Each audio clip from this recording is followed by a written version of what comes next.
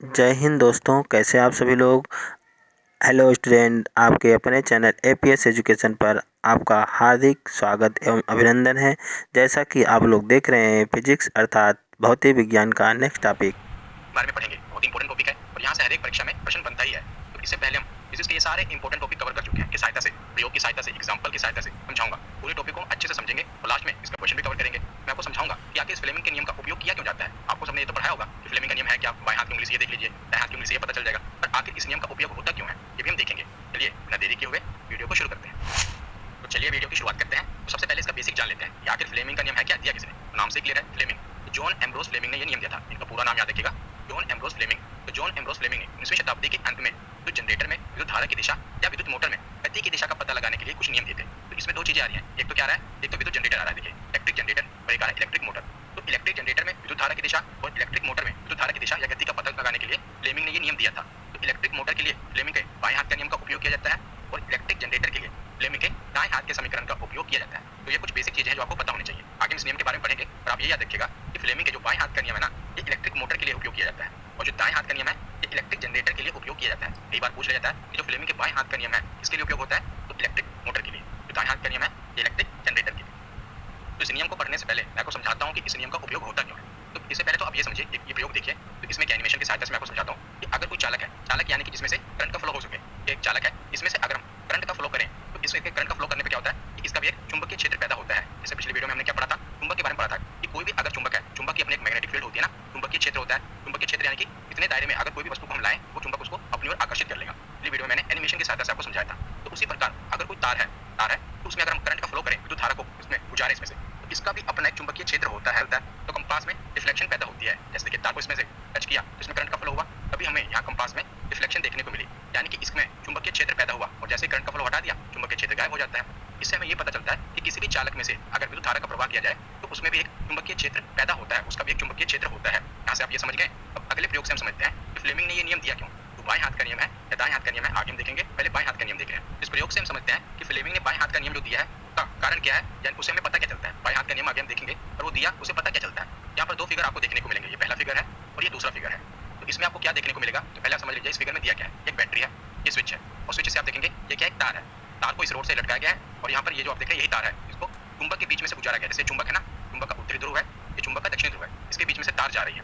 बस इतना ही किया गया है। दूसरे फिगर में भी यही किया गया है। तो यहाँ पर क्या देखा गया, यहाँ पर जो स्विच है ना ऑफ है। अगर आप देखेंगे, इसको थोड़ा मैं इरेज कर देता हूँ ताकि आपको समझ आए। इस चित्र को आप समझ लेंगे ना, तभी आपको समझ आएगा कि फ्लेमिंग के बाएं हाथ का नियम आखिर बताना क्या चाहता है। तो देखिए यहाँ पर अभी जो स्विच है ना ऑफ है, यानी कि इस तार में से अभी बताओ करंट का फ्लो हो रहा होगा, नहीं हो रहा होगा ना, क्योंकि जो बटन है वो बंद किया हुआ है, तो करंट का फ्लो होगा ही नहीं। आपको ये पता है कि चुंबक का अपना एक चुंबकीय क्षेत्र होता है और इसमें से तार गुजारी गई है। तो यहाँ पर आप देखेंगे कि तार में कोई भी डिफ्लेक्शन देखने को नहीं मिल रहा, कोई विक्षेपण देखने को नहीं मिल रहा। लेकिन दूसरे फिगर में आप देखिए, सेम वही फिगर है, यहाँ पर क्या किया गया, स्विच को ऑन कर दिया गया, बटन चालू कर दिया गया, और जैसे बटन चालू हुआ इस तार में क्या होगा, करंट का फ्लो होगा, विद्युत धारा का फ्लो होगा। और जैसे ही विद्युत धारा का फ्लो हुआ, आप देख रहे हैं ये तार है, अभी इसमें कोई डिफ्लेक्शन नहीं था, लेकिन ये तार ऊपर की ओर उठ गई। आप देख रहे हैं ना, इसमें डिफ्लेक्शन देखने को मिला।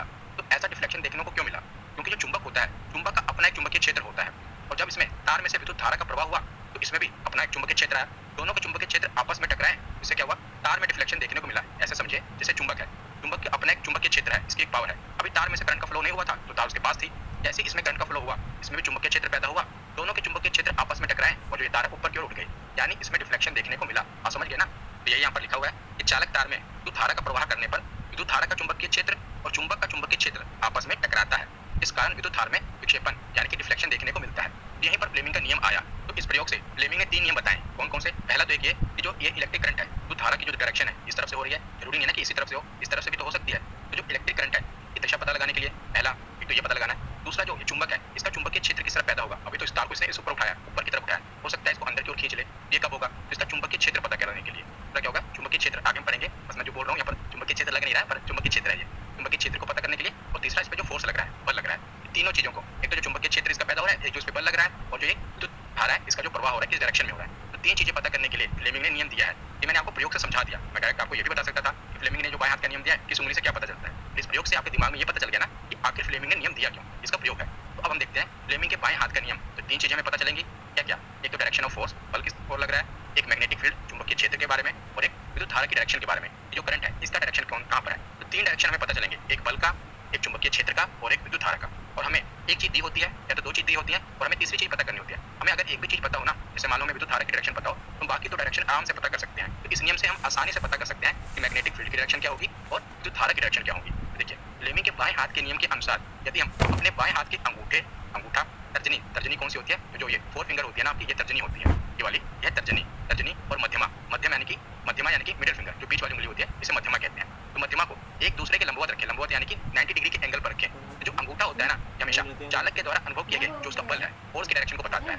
जो तर्जनी होती है, फोर फिंगर होती है, ये मैग्नेटिक फील्ड के बारे में बताती है, उसकी दिशा के बारे में बताती है। और जो बीच वाली उंगली होती है, मध्यमा, ये इलेक्ट्रिक करंट की दिशा की ओर संकेत करती है। तो तीनों दिशाओं की ओर संकेत पता चल गए। अब आपको करना क्या है, अब आपको अपने जो अपना बायां हाथ है ना, बाएं हाथ को इसी प्रकार जैसे चित्र में दिखाया गया है, अंगूठे के ऊपर की ओर रखिए, उंगली को सीधा, जैसे बंदूक चलाई जाती है ना, अंगूठा ऊपर की ओर हो, उंगली बिल्कुल सामने, और जो बीच वाली उंगली है ना, उसको इसी प्रकार स्कोर करना है। मैं आपको अगले चित्र में दिखाता हूँ, उसमें थोड़ा और क्लियर होगा। देखिए ऐसे, अंगूठा ऊपर की ओर हो, उंगली बिल्कुल सामने, और जो बीच वाली उंगली है उसको इस तरफ करना है, इस प्रकार जैसे चित्र में दिखाया गया है। और बाकी बस हमें इन तीनों से काम है, अंगूठे से और ये फोर फिंगर से और ये बीच वाली उंगली से। बाकी इनको सबको मोड़ लीजिए, इनका कोई काम FMC, ये ट्रिक है, इसे आप याद कर सकते हैं। F यानी फोर्स, M यानी मैग्नेटिक फील्ड और C से करंट, इलेक्ट्रिक करंट, ये ट्रिक है। तो अब देखिए, इससे आप कैसे पता कर पाएंगे। तो जहां पर भी अगर आपको ऐसे दिया होगा, आपको वहां पर एग्जाम में प्रथम एक फिगर दी होगी, फिगर में आपको बताया होगा कि जो इलेक्ट्रिक करंट है उसका डायरेक्शन दी होगी। तो अगर इलेक्ट्रिक करंट की डायरेक्शन ये है, तो आपको अपने हाथ की जो ये वाली उंगली है ना, बस इलेक्ट्रिक करंट की दिशा की ओर ले जानी है। उसके बाद मतलब इसी प्रकार बना के, अंगूठे को इस प्रकार रख के, उंगली को इस प्रकार रख के, इसी प्रकार हाथ को करके, बस आपको जो ये वाली मध्यम उंगली है, इसको इलेक्ट्रिक करंट की दिशा की ओर लेकर जाना है। तो बाकी दोनों दिशाएं आपको पता चल जाएंगी। एक बार हम प्रश्न करके देखते हैं, तब आपको ज्यादा आसानी से पता चलेगा कैसे। तो देखिए, ऐसे एग्जाम में प्रश्न पूछा जाता है कि फ्लेमिंग के बाएं हाथ के नियम का प्रयोग करके दिए गए चित्र में बल की दिशा ज्ञात करनी है। यहाँ पर बताया गया है जो चुंबकीय क्षेत्र है ये अंदर की ओर होता है। क्रॉस लगा होता है ना, इसका मतलब होता है चुंबकीय क्षेत्र अंदर की ओर है। जब से राउंड होता है, इसका मतलब होता है चुंबकीय क्षेत्र बाहर की ओर होता है। ऐसे भी दिया होता है, यहाँ पर लिखा है ना, ये चुंबकीय क्षेत्र है ये अंदर की ओर है। जैसे आप स्क्रीन को देख रहे हैं, अभी आपके हाथ में मोबाइल है, तो मोबाइल को आप देख रहे हैं ना, तो मोबाइल के अंदर की ओर, स्क्रीन के अंदर की ओर चुंबकीय क्षेत्र है, ये डायरेक्शन तो हमें ये बता दी। और दूसरा यहाँ पर ये बताया गया है आई क्या होता है, करंट, इलेक्ट्रिक करंट, जो करंट है उसकी डायरेक्शन इस ओर है। अब आपको अपना हाथ उसी प्रकार बनाना है। अगर आपके बाएं हाथ में मोबाइल है, तो दाएं हाथ में मोबाइल को ले लीजिए और अपने हाथ को तीनों उंगलियों, मतलब कि अंगूठा और दोनों उंगलियों को उसी प्रकार लंबवत कीजिए। अब आपको करना क्या है, चुंबकीय क्षेत्र आपको पता होगा कि जो अंगूठा है, अंगूठा क्या बताता है, फोर्स, उंगली क्या बताती है, पहली वाली, ये बताती है हमें उसके मैग्नेटिक फील्ड के बारे में, और जो बीच वाली उंगली है वो करंट के बारे में बताती है। यहाँ पर हमें मैग्नेटिक फील्ड बताइए, यानी कि जो हमारी फोर फिंगर है, पहली वाली उंगली है, उसको स्क्रीन की ओर रखिए, स्क्रीन को टच मत कीजिएगा, वीडियो पॉज हो जाएगी, स्क्रीन की ओर रखिए। और उसके बाद जब आपने उस उंगली को स्क्रीन की ओर रखा, तो जो आपकी ये करंट वाली उंगली है, इसको इस तरफ घुमाइए। मैं आपको दिखाता हूँ ये कैसे करना है, हो सकता है आपको समझ ना आ रहा हो। देखिए इस तरह करना है, जैसे इसमें किया गया है। कैसे, देखिए इसमें बताया गया कि चुंबकीय क्षेत्र अंदर की ओर है। मैंने क्या किया, ये जो वाली उंगली है ये चुंबकीय क्षेत्र को बताती है ना, तो हमने इसको स्क्रीन की ओर कर दिया। आप कीजिए, आपको तभी समझ आएगा। उसको स्क्रीन की ओर कर दिया, और जो ये वाली उंगली है ये विद्युत धारा को बताती है, तो इसको विद्युत धारा की डायरेक्शन कहाँ पर दी है, इस तरफ दी गई है, इस तरफ दिया ना विद्युत धारा की डायरेक्शन, इस तरफ कर दिया। तो अब हमारा अंगूठा ऑटोमेटिकली नीचे की ओर आ जाएगा। तो इससे हमें ये पता चल जाएगा कि जो बल लग रहा है वो नीचे की ओर लग रहा है। आप समझे कि नहीं समझे, आपको क्या करना है, अपने अब आपको बल बताना है। बल आप कैसे बताएंगे, देखिए चुंबकीय क्षेत्र कहाँ पर है, अब यहाँ पर ये देखिए कि बाहर की ओर है, जैसे राउंड है, इसका मतलब बाहर की ओर होता है, क्रॉस होता है, मतलब चुंबकीय क्षेत्र अंदर की ओर होता है। अब आपको क्या करना है कि अपने बाएं हाथ को अपनी ओर, जैसे आप ये मोबाइल को देख रहे हैं ना, मोबाइल को देख रहे हैं आप इसको, तो अब जब अंदर की ओर होता है तो आपको तो स्क्रीन के अंदर उंगली करनी होती है, चुंबकीय क्षेत्र अगर अंदर की होता है। अब चुंबकीय क्षेत्र बाहर की ओर है, तो अब अपने आपकी जो पहली वाली उंगली है ना, उसको अपनी ओर कीजिए। अपनी ओर आपने कर लिया, इससे क्या पता चला कि चुंबकीय क्षेत्र अंदर की ओर है, पहली वाली उंगली आपने कर ली। उसके बाद क्या बताया गया, आई यानी कि करंट जो है ऊपर की ओर है। तो करंट वाली उंगली कौन सी होती है, जो आपकी मध्यमा उंगली होती है ना, मिडिल फिंगर होती है, वो करंट वाली उंगली है। तो किसी भी प्रकार आप करंट वाली उंगली को आप ऊपर की ओर कीजिए। जब आपके करिए ऊपर की ओर, आप करंट वाली उंगली ऊपर की ओर तभी कर पाएंगे जब आप हाथ की हथेली को ऊपर की ओर रखेंगे, हाथ को नीचे की ओर मोड़ेंगे, हथेली ऊपर की ओर आएगी। तब आप देखेंगे कि आपका जो अंगूठा है वो दाईं ओर जा रहा है, दाईं ओर जा रहा है कि नहीं, ये बल की ओर बताता है। आप करके देखिए, आपको क्या करना है, यहाँ पर बताया गया चुंबकीय क्षेत्र बाहर की ओर है। तो सबसे पहले आपको अपने बाएं हाथ को इस प्रकार बना लेना है, पोजीशन इस प्रकार बना लेनी है कि अंगूठा ऊपर की ओर हो और उंगली सामने की ओर, और ये विद्युत धारा वाली उंगली ये होती है मध्यमा। इस प्रकार डायरेक्शन बना ली। अब प्रश्न आपसे जैसे पूछा गया कि चुंबकीय क्षेत्र बाहर की ओर है, बाहर की ओर मतलब कि आपको जो पहली वाली उंगली है उसको अपनी ओर करना है, अपने शरीर की तरफ। के बाद पता चल गया कि चुंबकीय क्षेत्र बाहर की ओर है। अब आपको क्या करना है, जो मध्यमा उंगली है, मिडिल फिंगर है, क्योंकि करंट की डायरेक्शन ऊपर की ओर है, उसको ऊपर की ओर लेकर जाना है, जड़ का नियम। तो फैराडे के विद्युत चुंबकीय प्रेरण के नियम के अनुसार, तो पहले हम चुंबकीय प्रेरण समझ लेते हैं। तो आपको पता है कि जो दाएं हाथ का नियम है, फ्लेमिंग के दाएं हाथ का नियम, इस पर काम करता है। तो जो इलेक्ट्रिक जनरेटर होता है ना, इलेक्ट्रिक जनरेटर पर काम करता है। तो जो विद्युत जनरेटर होता है वो क्या करता है, जनरेटर को जो हम घुमाते हैं तो यांत्रिक ऊर्जा को वो विद्युत ऊर्जा में कन्वर्ट करता है ना। हम डीजल की सहायता से या किसी भी पेट्रोल की सहायता से जो भी उसमें एनर्जी दी जा रही है, एक तो उसमें एनर्जी दी जाएगी तभी वो घूमेगा। घूमने के कारण क्या होगा कि वो यांत्रिक ऊर्जा को विद्युत ऊर्जा में कन्वर्ट करेगा, इलेक्ट्रिसिटी में कन्वर्ट करेगा। तो उसी प्रकार जैसे चुंबक का उत्तरी ध्रुव है, ये चुंबक का दक्षिणी ध्रुव है। तो चुंबक के उत्तरी ध्रुव और दक्षिणी ध्रुव, इनके बीच में क्या होगा, मैग्नेटिक फील्ड होगा। यानी कि मैग्नेटिक फील्ड कौन सा, चुंबकीय क्षेत्र की रेखाएं होगी ना, बल रेखाएं होगी। लेकिन मैग्नेटिक फील्ड में अगर हम किसी भी चालक को एंटर करके घुमाना शुरू करें ना, तो इसमें क्या होगा, इससे विद्युत ऊर्जा उत्पन्न होगी। जनरेटर भी यही काम करता है, अगर हम जनरेटर को घुमा देते हैं तो घूमता है, तो क्या होता है, इलेक्ट्रिक करंट उत्पन्न होता है। तो इसी प्रकार ये चुंबक का नॉर्थ पोल है, चुंबक का साउथ पोल है। में अगर हम किसी चालक को डालकर इस प्रकार घुमाना शुरू कर दें, इसके मैग्नेटिक फील्ड से अगर वो टकराएगा तो क्या पैदा करेगा? इलेक्ट्रिक करंट पैदा करेगा। इसी को कहते हैं विद्युत चुंबकीय प्रेरण, इंड्यूस्ड करंट। पहले वाले जो बाएं हाथ का नियम था उसमें क्या था? उसमें था कि जो तार थी ना, मतलब कि चुंबक के बीच में तार थी, उसमें करंट पहले ही था। हमने पढ़ा था ना, एक बार आपको फिर दिखा देता हूँ, हो सकता है अभी तो आप भूलना नहीं चाहिए, लेकिन फिर भी दिखा देते हैं। यहाँ पर देखिए कि हमने क्या किया था, इसमें इलेक्ट्रिक करंट पहले ही पैदा कर दिया था। जैसे इस वाले डायग्राम में हमने देखा था ना कि जो तार थी, तार में क्या था? धारा का प्रवाह हमने किया था, पहले ही धारा का प्रवाह कर दिया था। लेकिन जो अब हम समझ रहे हैं, इसमें धारा का प्रवाह पहले नहीं है, धारा का प्रवाह नहीं है, इसमें हम क्या कर रहे हैं? धारा को उत्पन्न कर रहे हैं। इस चालक में धारा का प्रवाह नहीं है, चालक में धारा का प्रवाह नहीं है, इससे हम क्या कर रहे हैं? इलेक्ट्रिक करंट उत्पन्न कर रहे हैं। इसको घुमाकर क्या हो रहा है? इलेक्ट्रिक करंट उत्पन्न हो रहा है। देखो, विद्युत चुंबकीय प्रेरण कहते हैं। दोनों में अंतर आपको समझ आ गया? एक में पहले ही करंट मतलब कि फ्लो हो रहा है, एक में करंट फ्लो नहीं हो रहा, उससे करंट पैदा हो रहा है। ये और वो पहला वाला विद्युत मोटर था और ये वाला विद्युत जनरेटर का नियम है। फ्लेमिंग के दाएं हाथ का नियम कहते हैं। फैराडे के विद्युत चुंबकीय प्रेरण के नियम के अनुसार जब कोई चालक चुंबकीय क्षेत्र से होकर गुजरता है तो उसमें विद्युत धारा प्रेरित होती है।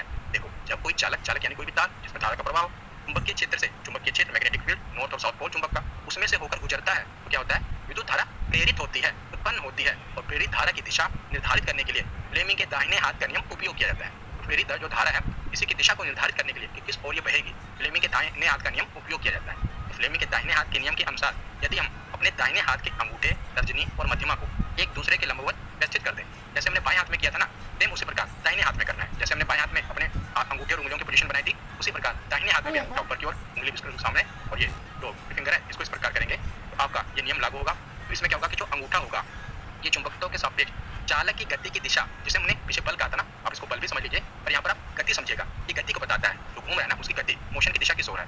तो गति की दिशा के लिए दाहिने हाथ का नियम होता है, और जो बल है, बल के लिए बाएं हाथ का नियम। पर बल और गति एक ही है, और आप समझने के लिए समझ लीजिए। अगर एकदम स्पेसिफिक पूछा जाए तो मोशन यानी गति की दिशा। और दूसरा ये वाली उंगली है, फोर फिंगर है, ये चुंबकीय क्षेत्र, पीछे भी हमने पढ़ा था, उसमें भी चुंबकीय क्षेत्र था, यहाँ भी चुंबकीय क्षेत्र है। और जो ये मिडिल फिंगर है, जिसे हम दूसरी उंगली कहते हैं, ये प्रेरित धारा, वहाँ पर भी इलेक्ट्रिक करंट को भी बताती थी, यहाँ पर भी ये करंट की डायरेक्शन को बताएगी। तो बीच वाली उंगली करंट की डायरेक्शन को बताएगी, पहली उंगली चुंबकीय क्षेत्र। ये तो दोनों में सेम है, बाएं हाथ का नियम हो या दाहिने हाथ का नियम हो, बस फर्क क्या है? यहाँ पर जो धारा है वो इंड्यूस्ड करंट है, मतलब कि प्रेरित धारा है, और है तो धारा ही। धारा की डायरेक्शन को बीच वाली उंगली बता रही है, पहली उंगली जो हमारी है ये चुंबकीय क्षेत्र को बता रही है, और जो हमारा अंगूठा है वहाँ पर बल को बता रहा था, यहाँ भी बल को ही बता रहा है, और स्पेसिफिक पूछा जाए तो गति को बता रहा है, मोशन बता रहा है, डायरेक्शन की। तो दाहिने हाथ के नियम से भी अगर आप कोई भी प्रश्न आपसे पूछ लिया जाए तो सेम वही बाएं हाथ के नियम का है, बस ये दाहिने हाथ का नियम हो गया, यहाँ से ये पता चल जाएगा। बाकी पूरी थ्योरी मैंने आपको समझा दी। तो यहाँ पर हमारा थ्योरी सेक्शन कंप्लीट होता है। अब हम प्रीवियस ईयर क्वेश्चन देखते हैं। तो पहला प्रश्न है कि निम्नलिखित में से किस नियम का उपयोग किसी विद्युत जनरेटर में प्रेरित विद्युत प्रवाह की दिशा को निर्धारित करने के लिए किया जाता है। यहाँ पर क्या आ गया? तो विद्युत जनरेटर आ गया, इलेक्ट्रिक जनरेटर आ गया। जब इलेक्ट्रिक जनरेटर की बात होगी तो कौन सा नियम लगेगा? तो फ्लेमिंग का दाहिने हाथ का नियम लगेगा इलेक्ट्रिक जनरेटर के लिए। जो इलेक्ट्रिक मोटर है उसके लिए बाएं हाथ का नियम, बाएं को वाम भी कहते हैं, वाम हस्त मतलब की हथेली। तो बाएं हाथ का नियम क्या हो गया? अपना फ्लेमिंग का बाएं हाथ का नियम हो गया इलेक्ट्रिक मोटर के लिए, और दाहिने हाथ का नियम हो गया इलेक्ट्रिक जनरेटर के लिए। इसका सही जवाब क्या होगा? ऑप्शन बी इसका सही जवाब होगा। अगला प्रश्न है कि फ्लेमिंग के बाएं हाथ का सिद्धांत डैश पर लागू होता है। तो बाएं हाथ का सिद्धांत किस पर लागू होगा? तो बाएं हाथ का सिद्धांत हमारे electric motor, direct current DC motor कहते हैं इसे, इलेक्ट्रिक मोटर पर बाएं हाथ का नियम लागू होगा। तो इसका सही जवाब है ऑप्शन बी। अब अगला प्रश्न देखते हैं जो पीएससी में पूछा गया था कि फ्लेमिंग के नियम के संबंध में निम्नलिखित में से कौन सा कथन सही है? कौन सा कथन सही है ये आपको बताना है। पहला कथन है कि फ्लेमिंग के वाम हस्त यानी बाएं हाथ का नियम चुंबकीय क्षेत्र में धारावाही चालक पर बल की दिशा को बताता है, यानी कि किसके बारे में? फोर्स के बारे में बताता है। हाँ, ये तो सही है, जो बाएं हाथ में है वो फोर्स को बता रहा है। तो आपको कैसे पता लगेगा? देखिए, दाहिने हाथ में भी इन्होंने क्या बताया कि दाहिने हाथ का नियम भी चुंबकीय क्षेत्र के धारावाही चालक पर बल की दिशा के बारे में बताता है। यहाँ पर बताता तो बल है, और स्पेसिफिक मैंने आपको बताया मोशन यानी गति। स्पेसिफिक अगर बल के बारे में पूछा है वो बाएं हाथ का नियम है, यहाँ पर मोशन यानी गति के बारे में है। तो सही कौन सा होगा? पहला ही कथन सही है। बाकी कथन भी देख लेते हैं। तीसरा कथन क्या है कि चुंबकीय क्षेत्र में धारावाही चालक पर बल की दिशा ज्ञात करने के लिए बाएं हाथ और दाएं हाथ दोनों के नियम का उपयोग किया जा सकता है। तो नहीं। चौथा कथन क्या है कि फ्लेमिंग के नियम का चुंबकीय क्षेत्र से कोई लेना देना नहीं है। ऐसे कैसे लेना देना नहीं है लेना देना। इसका सही जवाब क्या होगा? तो ऑप्शन ए इसका सही जवाब होगा। अगला प्रश्न है कि फ्लेमिंग के दाहिने हाथ के नियम में अंगूठा निम्न में से किस दिशा को बताता है? तो जो अंगूठा है, पहले देखिए कौन सा नियम है? दाहिने हाथ का नियम। बताना किसके बारे में? तो अंगूठे के बारे में। तो जो धारा इलेक्ट्रिक करंट तो कौन सा? मिडिल फिंगर हमेशा इलेक्ट्रिक करंट के बारे में बताएगी, चाहे कोई भी हाथ हो, दाहिना हाथ हो या बायां हाथ हो। ये अंगूठे के बारे में पूछा गया, ये तो होगा नहीं। चालक की गति की दिशा, हाँ मोशन, गति की दिशा के बारे में अंगूठा बताता है, वो भी कौन से? दाहिने हाथ का। कौन सा सही होगा? ऑप्शन बी इसका सही जवाब होगा। जो चुंबकीय क्षेत्र है, पहली उंगली बताती है, जो फोर फिंगर है वो चुंबकीय क्षेत्र के बारे में बताएगी। इसका सही जवाब क्या होगा? ऑप्शन बी इसका सही जवाब होगा। अगला प्रश्न है कि फ्लेमिंग के दाहिने हाथ के नियम में तर्जनी किसकी दिशा को इंगित करती है? तो तर्जनी यानी कि कौन सी उंगली हुई? तर्जनी हमारी पहली उंगली और तर्जनी होती है, बीच वाली उंगली को मध्यमा कहते हैं। तो तर्जनी उंगली किसको बताएगी? बीच वाली उंगली मैंने आपको बताया था, जो मिडिल फिंगर है वो किसको बताती है? वो करंट के बारे में बताएगी। करंट के बाद बचा क्या? बचा हमारा चुंबकीय क्षेत्र। इसमें कहाँ पर है चुंबकीय क्षेत्र? ये रहा, चुंबकीय क्षेत्र के बारे में बताएगी। ऑप्शन सी इसका सही जवाब होगा। और प्रेरित धारा के बारे में कौन सी? तो जो हमारी मध्यमा उंगली है वो प्रेरित धारा के बारे में बताती है। अगला प्रश्न है कि विद्युत मोटर में ऊष्मा विद्युत ऊर्जा में परिवर्तित होती है, विद्युत ऊर्जा ऊष्मा में परिवर्तित होती है। फ्लेमिंग के बाएं हाथ का नियम लागू होता है या फ्लेमिंग के दाहिने हाथ का नियम लागू होता है? जो इलेक्ट्रिक मोटर है में फ्लेमिंग के कौन से हाथ का नियम लागू होता है? बताइए। बाएं हाथ का नियम लागू होता है। बाएं हाथ का कौन सा नियम है? विद्युत जनरेटर वाला। सही जवाब क्या होगा? ऑप्शन सी इसका सही जवाब होगा। अगला प्रश्न है कि बाएं हाथ के नियम में 3 अंगुलियां किसके लिए होती हैं? मतलब कि तीनों अंगुलियां मतलब अंगूठे को भी इंक्लूड किया गया है। 3 अंगुलियां किसके लिए होती हैं? 4 कथन दिए हैं। धारा, चुंबकीय क्षेत्र और बल। यही सही लग रहा है क्योंकि एक तो धारा के बारे में बताता है, एक चुंबकीय क्षेत्र के बारे में और एक बल के बारे में। बाकी भी देख लेते हैं। तो धारा पोटेंशियल करंट ये गलत है। धारा शक्ति कार्य ये भी गलत है। ऊर्जा शक्ति काम ये भी गलत है। इसका सही जवाब क्या होगा? ऑप्शन ए, एक धारा के बारे में बताएगा, एक चुंबकीय क्षेत्र के बारे में और एक बल के बारे में। तो अब आपको बाएं हाथ का नियम प्रयोग करना है। मैं आपको बताया गया है कि चुंबकीय क्षेत्र अंदर की ओर है। तो अब आपको सबसे पहले अपने बाएं हाथ के नियम उपयोग करने के लिए अपनी तीनों उंगलियों की मतलब अंगूठा और दोनों उंगलियों की पोजीशन बनाओ। उसके बाद उंगली को जो फोर फिंगर है वही चुंबकीय क्षेत्र को बताती है, पहली उंगली उसको स्किन की ओर कीजिए। स्किन की ओर आपने कर लिया। उसके बाद आपको क्या करना है, जो बीच वाली उंगली है ना उसको नीचे की ओर कीजिए। हाथ को घुमाइए नीचे की ओर, बीच वाली उंगली नीचे की ओर कीजिए। तब आपका अंगूठा किस ओर जा रहा है? बताइए किस ओर जा रहा है? तो आपका अंगूठा इसी ओर जा रहा होगा। जा रहा है कि नहीं जा रहा? जब आपने अपनी उंगली को सामने किया एकदम मतलब स्क्रीन की ओर किया, चुंबकीय क्षेत्र की ओर बता रहा है। उसके बाद जो आपकी बीच वाली उंगली है वो करंट के बारे में बताती है, उसको नीचे की ओर कीजिए। जब आपने अपनी बीच वाली उंगली को नीचे की ओर किया तो आपका अंगूठा ऑटोमेटिकली कहाँ चला गया? अगर आपने वही पोजीशन रखी है आपका अंगूठा दाईं ओर चला गया। इससे ये पता चलेगा जो बल है वो अलग